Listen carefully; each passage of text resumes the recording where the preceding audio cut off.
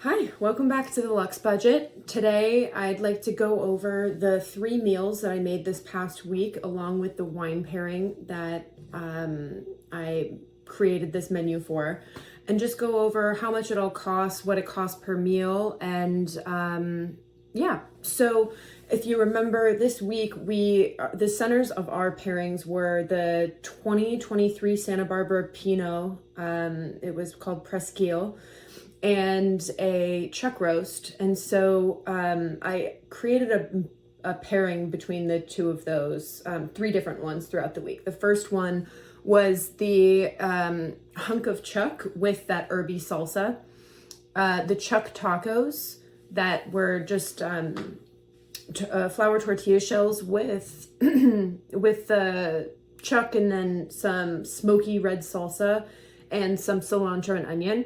And then the final day, which was the steak salad. So I just took a couple hunks of the remaining chuck and put it over some spinach with balsamic glaze, some chopped onions, and I think that was it. Some chopped onions, and then the blue cheese dressing. So the 2 big items that we had here this week were the chuck, which almost 3 pounds of it came out to be $29.27. We obviously paired that with the Presqu'ile, which came out to $26.55 for the bottle. And then in terms of just the little additional things that I bought, I got the herbs, which came out to $4.47. An onion, which I bought in a pack, but I figured, you can buy those one off. So that was about 30 cents. An 85-cent lemon and a $2.19 bag of spinach, which brings our grand total for the bulk of the 3 meals that we made to $63.63. Now, I want to adjust that because I did not use all of the chuck. I actually still have some of it in my fridge now. So I used about 3/4 of it for this. And then I also only used about half of the bottle of wine for those pairings. The rest I took to a friend's house and we drank there. So when you adjust it just based off of the meals that we created on a per person basis, it was $40.34 for the week, which for 3 meals came out to $13.45 per meal. Now, I gotta caveat this saying that I didn't buy the taco shells. Those came from work.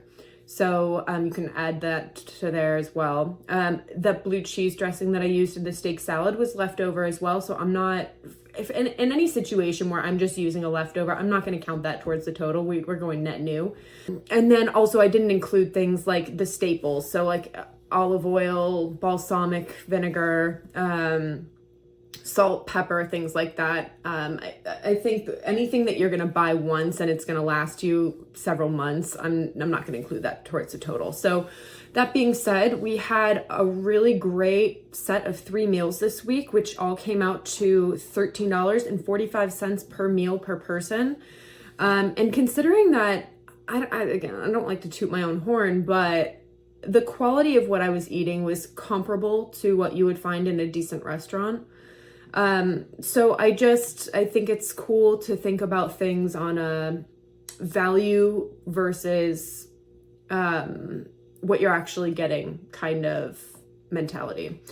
So that being said, I will be putting out a Substack newsletter, an article for this, which will outline the recipes. And then, yeah, if you have any comments or anything else, just let me know. Hopefully this gave you some ideas. If you don't like chuck, getting just a big hunk of any other kind of meat, whether it's salmon, whether it's any type of chicken or other fish or red meat or pork or whatever it is that you like.